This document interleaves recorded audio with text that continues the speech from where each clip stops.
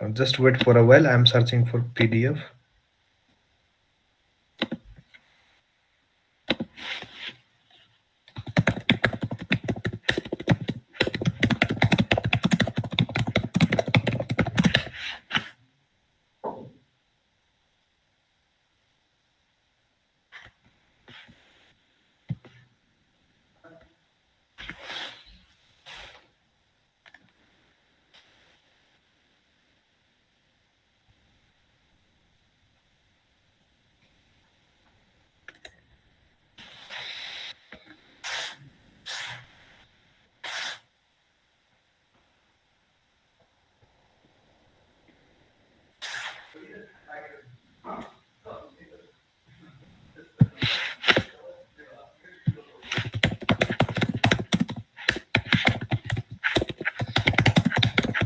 Someone please kindly send your syllabus in WhatsApp group.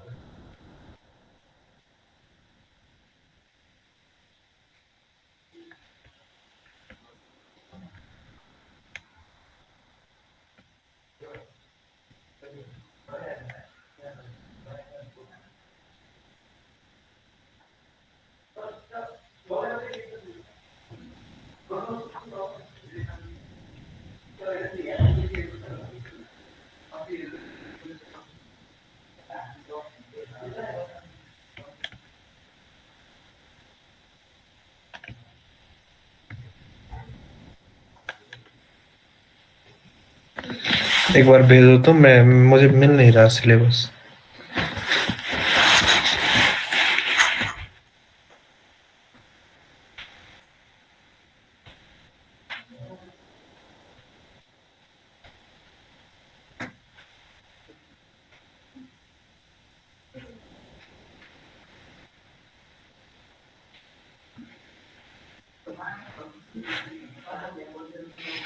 Got it.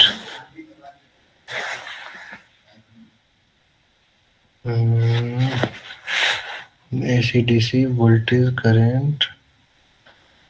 Shift star delta load trans. Okay, star delta load transformation तो हमने कर लिया है ना. Yes, Have sir. we done it? Yes, sir. Okay. LRC circuit class में पढ़ाई हो गया. शुरू करना सर अगली क्लास से, कल से. LRC सर्किट तो फर्स्ट टॉपिक है, फर्स्ट सेक्शन का. नहीं सर, और शुरू नहीं हुआ है. सर ने कहा कल कराना, कल से. अच्छा ठीक है, तो रुको. LRC सर्किट हम कर सकते हैं. उसमें मेन न्यूमेरिकल्स ही है. उसका पेज नंबर देखते हैं, 384. ये थेवेनिन्स नॉर्टन्स थ्योरम तुम्हारे उसमें नहीं है सिलेबस में. सो ये मत पढ़ना, इसमें दिमाग खराब होगा. लास्ट टाइम कई बच्चों ने ये उस पे दिमाग खराब किया था, इसलिए ये तुम्हारे उसमें नहीं है सिलेबस में, थेवेनिन्स और नॉर्टन्स.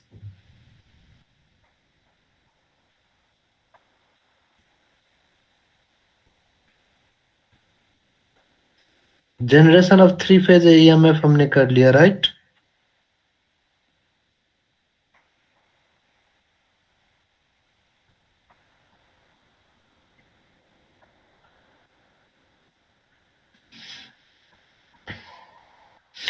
सो बेसिकली तुम लोगों के सिलेबस में ये नहीं है कभी तुम लोगों में ये वो डेरिवेशन ऑफ LRC सर्किट, उस पर न्यूमेरिकल्स है बस. तो उसके न्यूमेरिकल्स करने जरूरी है हमें, क्योंकि उसी से आइडिया लगेगा.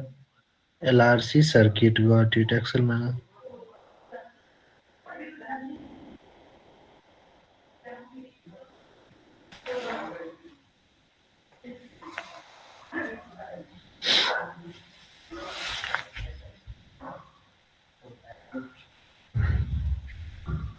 Okay. Note down some formulas.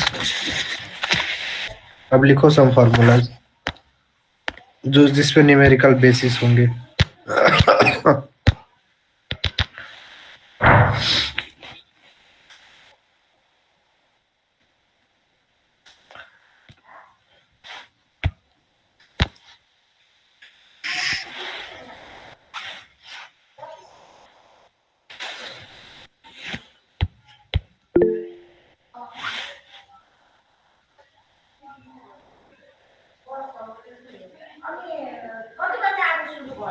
Okay, so write down LRC circuit.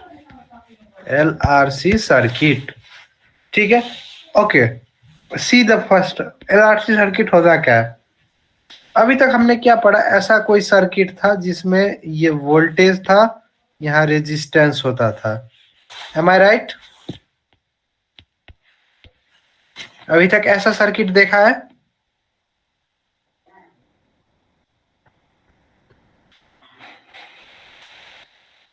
हाँ या ना में तो बोलो. Yes sir. ऐसा सर्किट देखा है. गुड. ये पार्ट क्या था? रजिस्टर. और ये बैटरी. बैटरी सप्लाइड ईएमएफ कुछ भी था. ओके, अब देखो एलआरसी सर्किट में क्या होता है. सर्किट मतलब क्या? एक पावर कनेक्शन से तुम जोड़ दो, दैट इज सर्किट. तो एक सर्किट में तीन चीज होने चाहिए अकॉर्डिंग टू एलआरसी सर्किट. बहुत सिंपल सी लैंग्वेज में समझो इसको, क्योंकि इस पे मेन तुम्हें न्यूमेरिकल्स आएंगे, इसलिए इसका थोड़ा सा बस कंसेप्ट क्लियर रखो. इजी तरीके में इसके न्यूमेरिकल्स हो जाएंगे, उतना ज्यादा कैलकुलेटर का काम भी नहीं पड़ेगा. देखो एक सर्किट है, पहले एक सर्किट बना दो. सर्किट में क्या है तुम्हारे पास? ईएमएफ है, ठीक है. अब फर्स्ट चीज, तुम्हें रेजिस्टेंस पता है, तो फर्स्ट चीज तुम रेजिस्टेंस डाल दो. चलो, रेजिस्टेंस का काम हो गया. Now what you have remaining, that is L. What is L? L is impedance. L is impedance. और इम्पीडेंस ऐसे बनाते हैं हम, ऐसे.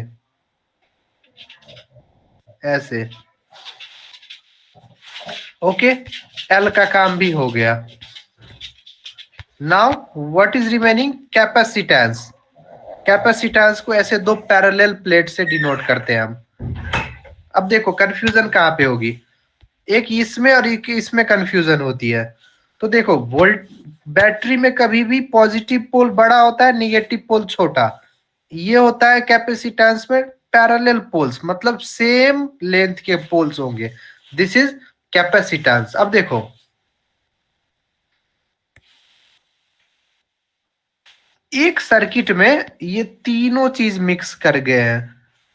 रेजिस्टेंस भी है, इम्पीडेंस भी है, सॉरी रेजिस्टेंस भी है, इंडक्टेंस भी है और capacitance. Such circuit consisting of all three materials or all three substances or all three elements is known as LRC circuit. Am I clear? Yes sir. Very good. If am I clear, then just you have to remember few things जो तुम्हें practice करते करते आदत पड़ जाएगी, वो भी तुम्हें याद रखने की कोई जरूरत नहीं है.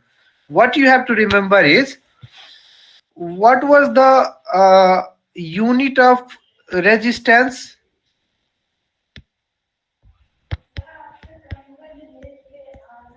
What was the unit of resistance? What is this?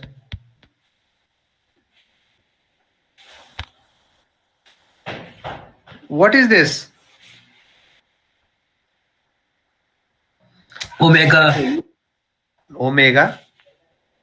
ओम बोलते हैं यूनिट. ओम. रेजिस्टेंस को हम कैसे डिनोट करते हैं? आर से लिखते हैं.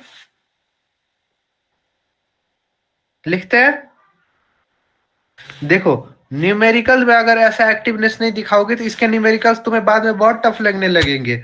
इसीलिए मैं बोल रहा हूँ कि इसके न्यूमेरिकल्स में एटलीस्ट ध्यान दो. ये कंफर्म है न्यूमेरिकल आने वाले में, मिड टर्म में भी आ सकता है, इसलिए थोड़ा सा एक्टिवनेस दिखाओ. तो देखो रेजिस्टेंस को हम डिनोट करेंगे आर से, इम्पीडेंस को हम डिनोट करेंगे एक्स नीचे में यल से, और कैपेसिटेंस को हम करेंगे एक्स सी से. Am I clear? Yes This is sir. for resistance, this is for impedance, this is for capacitance. अब कुछ फॉर्मूलाज ये पहले नोट डाउन करो. R XL XC. अब देखो कुछ फॉर्मूलाज लिखो. एक्सएल मतलब क्या होगा?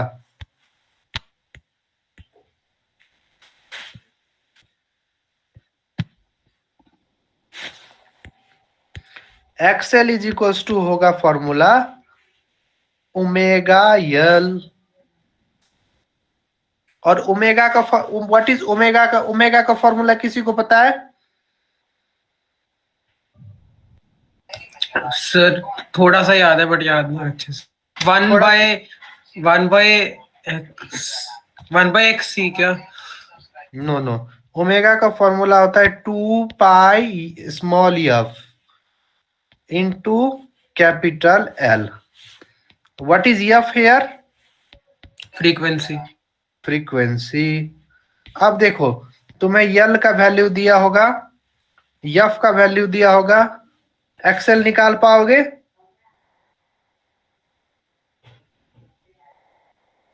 एक्सएल निकाल पाओगे या यस नहीं? Sir, yes sir, yes sir. Okay, note down this formula. XL is equals to 2 pi FL. Now, next formula, XC. XC is 1 upon omega C. 1 upon omega C. Again, what is omega?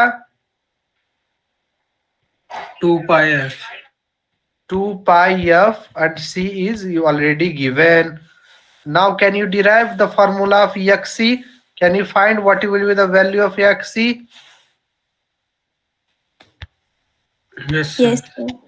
Now, if you find, then let me introduce you a term that is known as impedance.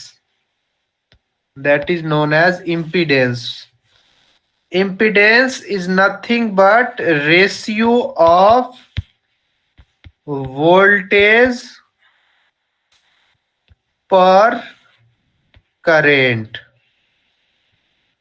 Then impedance is denoted by capital Z, and impedance have the unit ohm. Why ohm? Then see.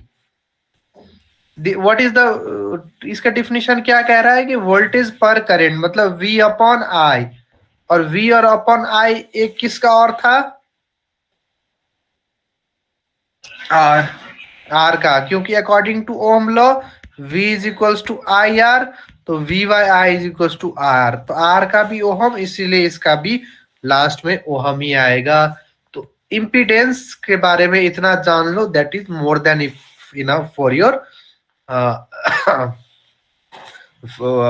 that is more than enough for your numerical. Okay, okay. now write down the main formula जिससे पूरा game change होगा। The formula is Z is equals to root under R square plus XL minus XC whole square. Okay, see where to use this formula. अब तुम्हें मानो question में क्या दिया होगा कि find the impedance of the following circuit, क्या के find the impedance of the following circuit, और सर्किट में दे दिया होगा एक रेजिस्टेंस, एक इंडक्टेंस, एक कैपेसिटेंस और ऐसा। ठीक है, अब इन तीनों का वैल्यू दिया होगा, तो याद रखना इन तीनों का वैल्यू, इसका रेजिस्टेंस है तो R होगा, इसका है तो L होगा, इसका है तो C होगा। तो L और C के मदद से तुम XL और XC निकाल सकते हो। Yes sir. और XL XC निकाल गए तो इस फॉर्मूला में जाके तुम Z का वैल्यू डाल सकते हो। Yes sir. नाउ अगेन सी, इस फॉर्मूला से और क्या क्या मैजिक होगा, देखो दिखाता हूं। Z इज इक्वल टू क्या फॉर्मूला मैंने अभी लिखा, बताओ तो? Root under R square plus bracket में XL minus XC whole square. Very good. Now see, if तुम्हें क्या दिया होगा, वोल्टेज दे दिया होगा क्या क्या 100 वोल्ट, और बोलेगा फाइंड करेंट, फाइंड करेंट। तो अब तुम इसमें से अगर तुम्हें आइडिया नहीं है इम्पीडेंस के बारे में तो तुम कभी सॉल्व नहीं कर पाओगे, ढूंढते रह जाओगे कि वोल्टेज डालू कहां पे, करंट निकलेगा कहां पर। As you know Z is equals to V upon I. Z तो तुम वैल्यू निकाल ही लोगे, पिछले जैसे न्यूमेरिकल में बोला, V का वैल्यू दिया है तो करंट निकलेगा या नहीं? Yes sir. Very good. अब देखो इसी फॉर्मूला से दूसरा मैजिक देखो। अब मानो एक सर्किट ऐसा है, एक रेजिस्टेंस है, एक इम्पीडेंस है, और इसको बटरिया के साथ कर दिया गया है कनेक्ट। अब तुम्हें ये फॉर्मूला यूज करना है, Z is equals to, formula देखो तुम्हें क्या है, मतलब मैक्सिमम टीचर क्या करते हैं, ऐसे पढ़ाते हैं, एक RL सर्किट, एक RC सर्किट, एक LC सर्किट, और एक RLC सर्किट, ऐसे करके पढ़ाएंगे। चार डिफरेंट डिफरेंट, और चारों के चार फॉर्मूला निकालेंगे। ठीक है, that is very good process, तुम्हें बेसिक डेप्थ से समझ आने का। पर मैं तुम्हें ट्रिक बताता हूँ, देखो ये चारों फॉर्मूला को एक में कैसे, तुम्हें फाइनल फॉर्मूला तो याद है, Z is equals to root under R square plus XL minus XC का होल स्क्वायर, तुम्हें पता है, अभी जस्ट बताया। Yes, do you sir. Remember? Yes, sir. Okay, then see कि अगर Z तुम्हें पता है और तुम्हें फाइनल फॉर्मूला पता है, तो तुम्हें चार डेरिवेशन क्यों याद रखने, जब ट्रिक एक ही से। देखो एक्सेल नहीं दिया है, मतलब एल का अगर फिगर में नहीं दिया है, तो एक्सेल का भी कोई मतलब नहीं होगा, तो एक्सेल को काट दो। तो माइनस XC का स्क्वायर क्या होगा, व्हाट XC. XC। XC.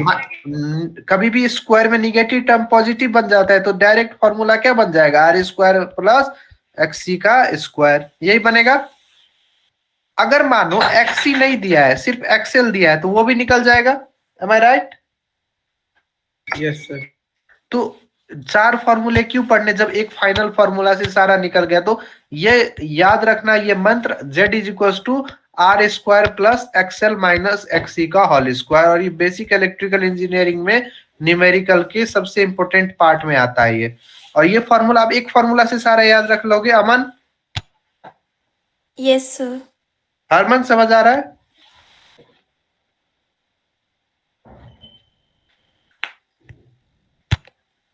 चलो ठीक। अब देखो एक और मैं तुम्हें टर्म इंट्रोड्यूस करूंगा, जो वैसे मैंने पहले कर दिया था। एक टर्म है पावर फैक्टर, इसके बारे में मैंने कभी बोला था कुछ? Yes, sir. पावर फैक्टर का मैंने फॉर्मूला क्या बोला था? एनीवन? Phi सिंबल होता, phi सिंबल होता था। cos phi. अगर पावर फैक्टर कहीं पे भी दिखे, तो सबसे पहले दिमाग में आ जाना चाहिए cos फाई, और कुछ भी नहीं। ओके, तो power Yes, sir. Factor is cos phi, और cos फाई का फॉर्मूला होता है R अपॉन जेड।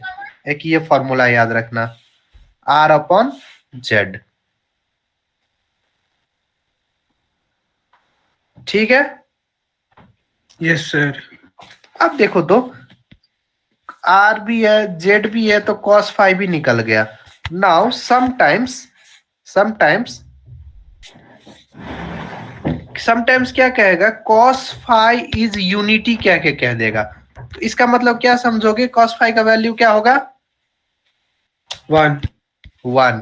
तो फाई इज इक्वल्स टू क्या होगा, cos इनवर्स 1। cos इनवर्स 1 के cos के किस एंगल पे 1 होता है, 0. 0 डिग्री। तो phi is equals to 0 degree. तो फाई का भी अगर वैल्यू निकालने बोले, तो ऐसे निकाल सकोगे तुम। Yes, sir. Now let's revise all the formula for last time, उसके बाद you will be ready for the numericals. First formula बताओ, what is our first formula?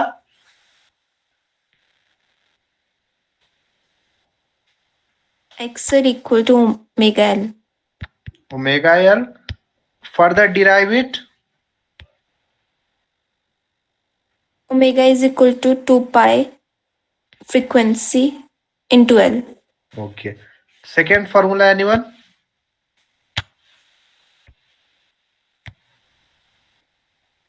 What was our second formula?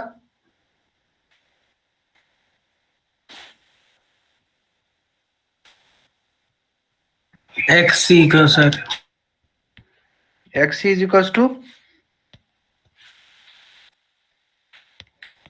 W1. WC, sorry, W. W और WC? WC. WC. Okay. WC. Then what will be the further final formula? 2 pi FC. What was Yes, our sir. third formula? R root R square plus XL minus Z XA is whole equals square. to root R square X square plus XL minus XC whole square. Fourth formula.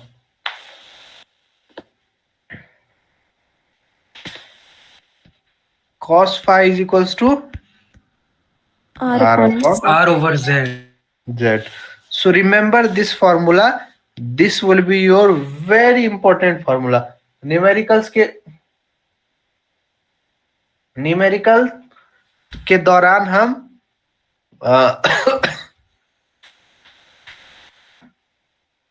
और भी 2-4 formula पढ़ेंगे, पर वो numerical के साथ साथ ही याद होने वाला फॉर्मूला है। मेन ये फॉर्मूला था। सो अब मैं कुछ न्यूमेरिकल्स भेज दूंगा ग्रुप में। Try to solve it with this formulas.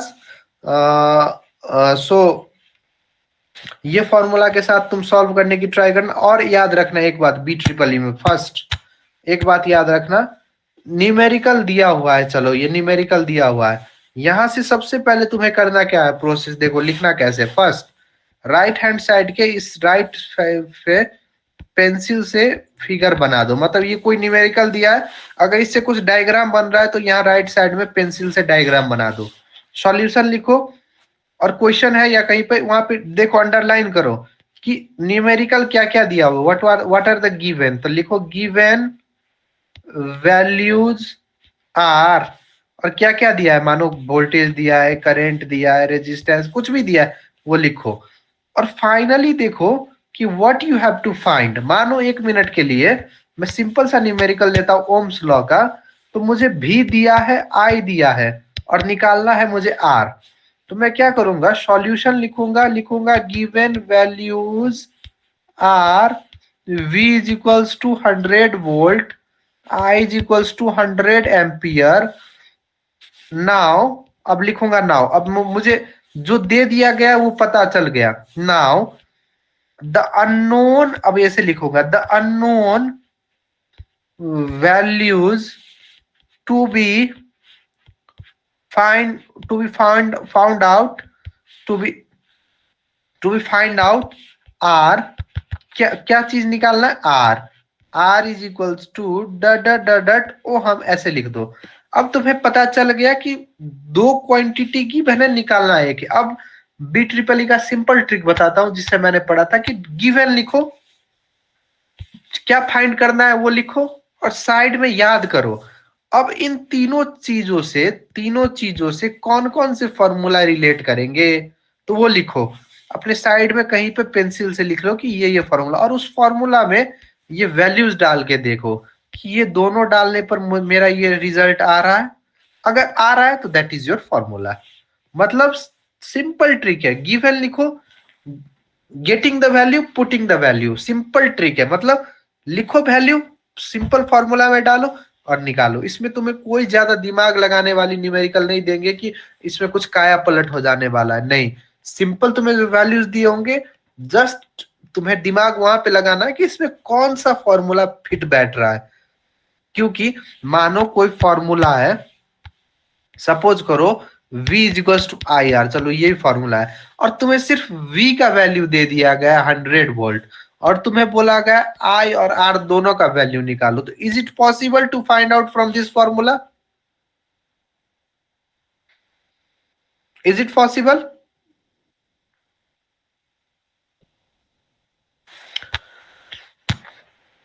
Possible है कि सिर्फ एक का वैल्यू दिया हुआ है और 2 अननोन मिसिंग वैल्यूज है, उनको पता लगाना एक फॉर्मूला से पॉसिबल है? नो। तो याद रखना, ये ट्रिक भी याद रखना कि ऐसा फॉर्मूला कभी भी न्यूमेरिकल में ढूंढने की ट्राई करना जिसमें ओनली 1 मिसिंग वैल्यू होना चाहिए, ओनली 1 मिसिंग वैल्यू, फिर ही तो उस वैल्यू का जो रिजल्ट आएगा वो पता लगेगा। वरना एक फॉर्मूला में अगर तुम्हें दो क्वांटिटी अगर पता नहीं है और उस फॉर्मूले पे अगर तुम वर्क करने लगोगे, दिमाग लगाने लगोगे, तो तुम गधे हो, खुद साबित हो जाओगे। इसलिए just find out that formula जहां पे सिर्फ एक मिसिंग वैल्यू है और उसमें गिव एंड डाल दो, रिजल्ट निकाल दो। सिंपल सी बात है। तो इसीलिए BEEE के न्यूमेरिकल में जिसने सिर्फ नॉर्मल दिमाग लगाया उसको 8 आउट ऑफ 8 न्यूमेरिकल में मिलेंगे, और जिसने ज्यादा लगाने लगे, ओवर स्मार्ट बनने लगे, उसको तो 0 आउट ऑफ 8 मिलेगा। That's why just use your normal brain during BEEE numerical, right? Yes, sir. Now your homework is, this is one resistance, this is one impedance, and this is one capacitance connected to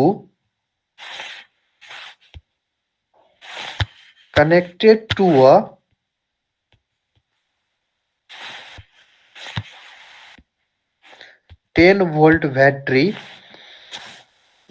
This is resistance is 2 ohm, this is 0.2 Henry, and this is 1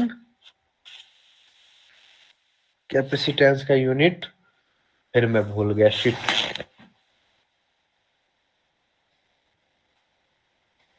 capacitance का unit capacitance ही होता था। रुको, क्या करूं, 3 साल होने लगे हैं ना पढ़े हुए। Farad, sorry, 1 F।